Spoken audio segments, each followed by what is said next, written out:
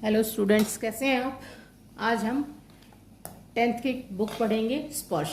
इसका मैं पदखंड ले रही हूँ। पदखंड का पहला है चैप्टर कबीर। इसमें कबीर जी की साखियाँ हैं। पहले मैं थोड़ा सा आपको कबीर जी के बारे में बता दूं। कबीर जी का जन्म काशी में 1398 में हुआ था और वो गुरु रामानंद के शिष्य थे। मतलब रामानंद जी उनके गुरु थे। उनकी आयु 120 वर्ष रही और उसके बाद वो चिर निद्रा में चले गए। इन्होंने बहुत अच्छी साखियां लिखी हैं। पहली साखी है इनकी, ऐसी बाणी बोलिए मन का आपा खोए, आपन तन शीतल करे औरन को सुख होए। बाणी का मतलब होता है, बाणी मतलब आपके शब्द।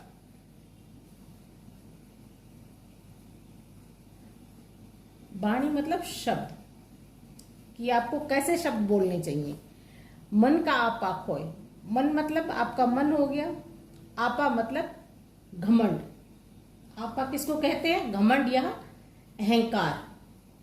ठीक है। आपन तन शीतल करे, आपन मतलब अपना। मैं भी एक्सप्लेन करूंगी, पहले मैं सबका मीनिंग बता दूं। आपन मतलब अपना, तन मतलब शरीर, शीतल मतलब ठंडा, औरन मतलब दूसरों का,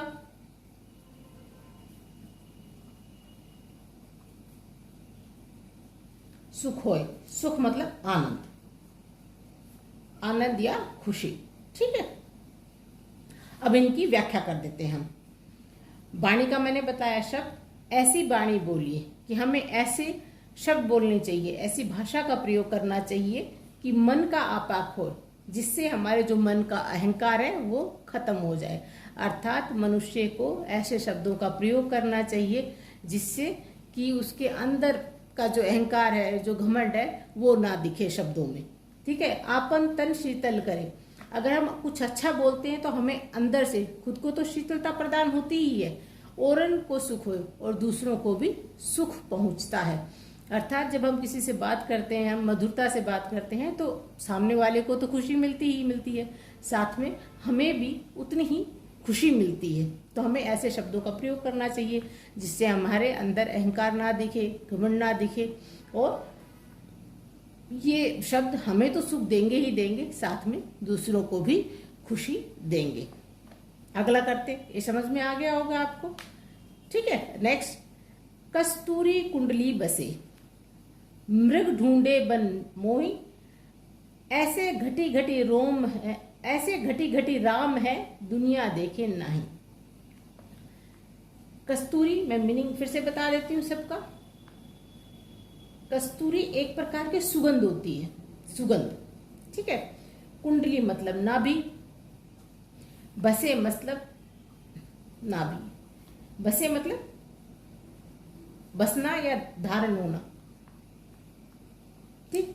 मृग का मतलब होता है हिरण। ऐसे घटी घटी, घटी घटी, इसके दो मीनिंग होते हैं। घटी घटी या तो आप घट घट लिख सकते हो या हर कण लिख सकते हो, हर एक कण में। ठीक। अगला, दुनिया देखे नहीं, जो दुनिया मतलब संसार, जो संसार को दिखाई नहीं देता है। चलिए एक्सप्लेन करती हूँ। कस्तूरी कुंडली बसे, मृग ढूंढे बन माही। बन मतलब वन, इसका मैंने नहीं लिखा है, बन मतलब वन। ठीक है। एक प्रकार की सुगंध होती है जो हिरण की नाभि में होती है। तो कबीर जी महाराज कह रहे हैं कि हिरण के कुंडली में सुगंध होती है। ठीक है। लेकिन जो उसकी खुशबू जब हिरण सूंघता है तो सोचता है कि कहीं और है, और उसको ढूंढने के लिए वो पूरे जंगल में चक्कर लगाता है। अर्थात खुश सुगंध उसकी नाभि में ही है, उसी के पास है, लेकिन वो सोचता है कि कहीं और से सुगंध आ रही है, और उसको ढूंढने के लिए वो जंगल जंगल मारा मारा फिरता है। ठीक उसी प्रकार ऐसे घटी घटी राम है, दुनिया देखे नहीं। इसी प्रकार राम ईश्वर घट घट में है, हर एक कण में है, लेकिन दुनिया को दिखाई नहीं देता, और दुनिया उनको ढूंढने के लिए मंदिर मंदिर यहाँ वहाँ भटकती रहती है। अर्थात भगवान आपके अंदर ही है, अंदर ही बसे हुए हैं। हम उनको नहीं देखते हैं और हम उनको पाने के लिए इधर उधर भटकते रहते हैं। आपको समझ में आ गया होगा। चलिए नेक्स्ट करते हैं।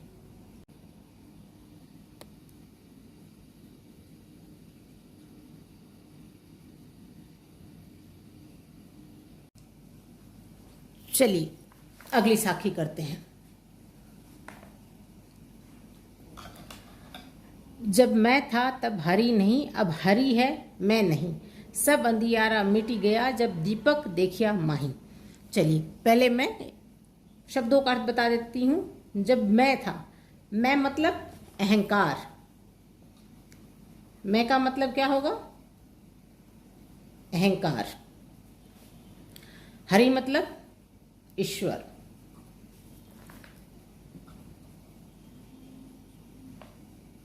तब हरि, अब हरि है मैं नहीं, सब अंधियारा मिट गया जब दीपक देखिया माही।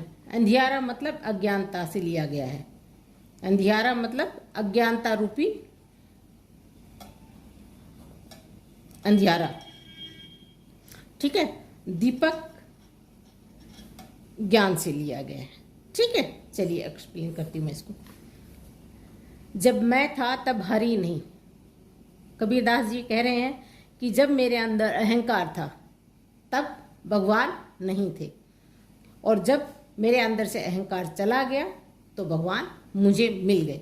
अर्थात अहंकार और ईश्वर साथ साथ नहीं रहते। जब आपके अंदर अहंकार रहेगा तो ईश्वर की प्राप्ति नहीं होगी, और जैसे ही आपके अंदर से अहंकार चला जाएगा आपको ईश्वर की प्राप्ति होगी। जब मैं था तब हरि नहीं, जब मेरे अंदर अहंकार था या मैं था तब हरि नहीं थे, भगवान नहीं थे। अब हरि है मैं नहीं, अब क्या आ गए? ईश्वर आ गए हैं, तो मेरे अंदर मैं नहीं है, मतलब अहंकार खत्म हो गया है। सब अंधियारा मिट गया। और जब ईश्वर की प्राप्ति होती है तो मनुष्य के अंदर जितना भी अज्ञानता रूपी अंधियारा है वो खत्म हो जाता है। जब दीपक देखिया माई, जब मैंने ईश्वर रूपी ज्ञान को प्राप्त कर लिया। कबीरदास जी महाराज कह रहे हैं कि जब मुझे भगवान मिल गए तो मेरे अंदर जितना भी अज्ञानता का अंधकार था वो खत्म हो गया और मुझे ज्ञान रूपी दीपक प्राप्त हो गया। आपको समझ में आ गया होगा। नेक्स्ट करते हैं। सुखिया सब संसार है, खाए अरु सोए, दुखिया दास कबीर है, जागे अरु रोई। सुखिया मतलब सुखी लोग, सुखिया मतलब सुखी लोग या संसारिक लोग, ठीक है। दुखिया दुखी, दुखी या भगवान को चाहने वाला, भगवान को प्राप्त करने वाला, ठीक है। खाए मतलब खाना, अरु मतलब और, ठीक। चलिए, सुखिया सब संसार है, खाए अरु सोए। कबीरदास जी कह रहे हैं कि ये संसार सुखी लोगों का संसार है, और सुखी लोग क्या कर रहे हैं? खा रहे हैं और सो रहे हैं, ठीक है। दुखिया दास कबीर है, और अपने आप को कबीरदास जी कहते हैं कि मैं दुखी हूँ। क्यों दुखी हूँ? क्योंकि मुझे ईश्वर नहीं मिल रहा है, और मैं क्या कर रहा हूँ? मैं जाग रहा हूँ और रो रहा हूँ। अर्थात ईश्वर को प्राप्त करने के लिए आपको तपस्या तो करनी पड़ेगी। आप खाएंगे और सोएंगे तो ईश्वर की प्राप्ति नहीं होगी। खाना और पीना उन लोगों का काम है जो यहाँ पे आते हैं और सुख भोग कर संसार से चले जाते हैं। अगर आपको ईश्वर को प्राप्त करना है तो आपको उनके लिए जागना पड़ेगा, उनका जाप करना पड़ेगा, तभी ईश्वर आपको मिलेगा, अन्यथा ईश्वर की प्राप्ति नहीं होगी। अगला करते हैं। बिरह भूगम तन बसे, मंत्र न लागे कोई, राम वियोगी ना जीवे, जीवे तो बोरा होई। इसमें बिरह का मतलब होता है, बिरह मतलब वियोग, अलग रहना ईश्वर से, ठीक है। भूगम सांप, तन शरीर, बसे वास करना, ठीक। मंत्र ना लागे कोई मतलब कोई मंत्र नहीं लगता है। राम, राम मतलब ईश्वर। वियोगी मतलब वियोग में रहने वाला। जीवे जीना, जीवे जीना। बोरा मतलब पागल, बोरा मतलब पागल। चलिए एक्सप्लेन करती हूँ। बिरह भूगम तन बसे, मंत्र न लागे कोई।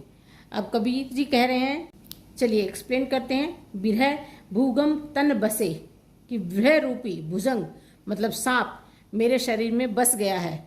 मंत्र न लागे कोई, इस पर कोई मंत्र असर नहीं कर रहा जो मेरे को छोड़ के चला जाए। अर्थात जो विरह रूपी सांप है वो मेरे शरीर में बसा हुआ है, अर्थात मेरा ईश्वर से मिलन नहीं हो रहा है और मैं ईश्वर से अलग हूँ, इसलिए दुखी हूँ और कोई भी मंत्र काम नहीं आ रहा है। अर्थात कि ये विरह समाप्ति नहीं हो रहा, ईश्वर की प्राप्ति मुझे हो ही नहीं रही है। राम वियोगी ना जीवे। अब कबीरदास जी क्या कह रहे हैं कि राम के जो वियोगी हैं, जो राम से दूर रहते हैं, वो नहीं जी सकते। अर्थात राम के बिना वो जीवन की कल्पना भी नहीं कर सकते, वो राम के बिना जी नहीं सकते। अगर वो जीते हैं तो क्या हो जाते हैं? पागल। अगर उनको राम की प्राप्ति नहीं होती तो वो पागल हो जाते हैं। फिर से एक्सप्लेन कर देती हूँ मैं आपको। विरह भुगम तन बसे, कि विरह रूपी सांप मेरे शरीर में बस गया है, कोई भी मंत्र कोई भी उपाय काम नहीं आ रहा है जिससे इससे मुझे छुटकारा मिल जाए, ये विरह रूपी सांप मेरे शरीर से निकल जाए। राम के वियोग में मैं जी नहीं पा रहा हूँ, और अगर कोई व्यक्ति राम के वियोग में जीता है, जो ईश्वर से प्रेम करता है, तो वो इस संसार में पागल हो जाता है। चलिए नेक्स्ट करते हैं। निंदक नेड़े राखिए। निंदक मतलब निंदा करने वाला। निंदक मतलब निंदा करने वाला। नेड़ा मतलब पास रखना। नेड़ा मतलब पास रखना। आंगन कुटी बंधाई। आंगनी, आंगनी मतलब आंगन में। कुटी मतलब कुटी। बिन साबण पानी बिना। साबण मतलब साबुन। पानी मतलब पानी। निर्मल करे सुभाई। निर्मल मतलब साफ। सुहाय मतलब अच्छा करना। ठीक है। निंदक नेड़े राखी, जो आपकी निंदा करता है, निंदा करने वाले को हमेशा अपने पास रखना चाहिए। आंगन कुटी बंधाए, हो सके तो अपने आंगन में कुटिया जो है उसमें उसको बांध कर रखना चाहिए, मतलब हमेशा अपने निकट रखना चाहिए। बिन साबन पानी बिना, बिना साबुन के और बिना पानी के वो आपके तन को निर्मल कर देगा। अर्थात आपके अंदर जितने भी अवगुण हैं उनको वो समाप्त कर देगा। जो आपकी निंदा करता है कि तुम्हारे अंदर ये कमी है, ये कमी है, बता बता के वो आपके अंदर जितनी भी आपकी कमियां हैं बिना साबुन और पानी के निकाल देगा और आपको एकदम निर्मल कर देगा। क्योंकि कोई व्यक्ति होना चाहिए जो बताए कि आपके अंदर ये बुराई है, ताकि आप उस बुराई को ख़त्म कर सकें। तो उसी प्रकार निंदक ये काम करता है, आपकी निंदा करता रहेगा, आपकी बुराइयां करता रहेगा। तो आपके अंदर जितनी भी बुराइयां हैं आप धीरे धीरे उनको ख़त्म कर दोगे और आपका शरीर निर्मल हो जाएगा। पोथी पड़ी पड़ी जग मुआ, पंडित भयाना कोय, एक असीर पीव का पढ़े सुपंडित होय। पोथी मतलब किताबों से लिया गया है। किताबें पढ़ी पढ़ी मतलब पढ़ना, पढ़ी पढ़ी पढ़ना। जग मुआ, जग मतलब संसार, मुआ मूर्ख। पंडित भयाना कोय, पंडित मतलब विद्वान, पंडित मतलब विद्वान। एके, एके एक, आशीर अक्षर,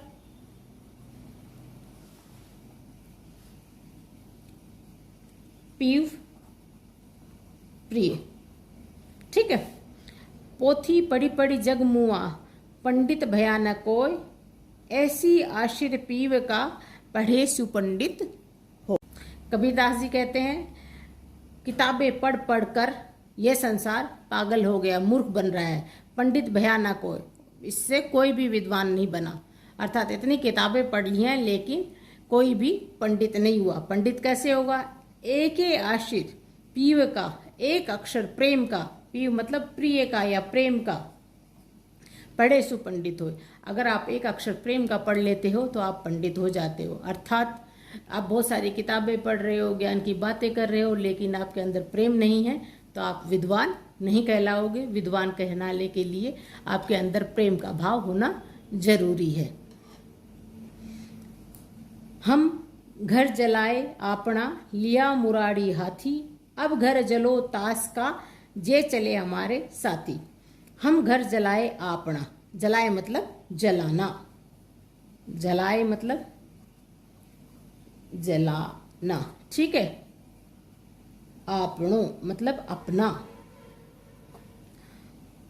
मुराड़ा मतलब लकड़ी, जली हुई लकड़ी, हाथी मतलब हाथ में, ठीक है।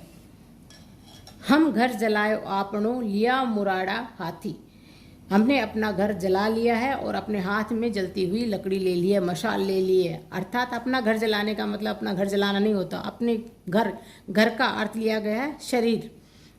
और किस चीज़ को जलाया गया है? अहंकार, अवगुणों को।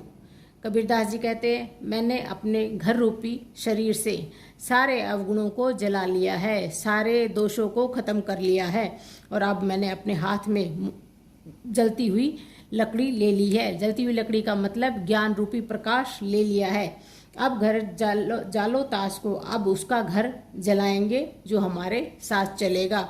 अर्थात अब मैं उनके शरीर, घर रूपी शरीर के अंदर से उस अज्ञानता को दूर करूंगा जो मेरे साथ चलना चाहेगा। अर्थात जो मेरे साथ ज्ञानता रूपी ज्ञान की ओर या प्रकाश की ओर चलना चाहेगा।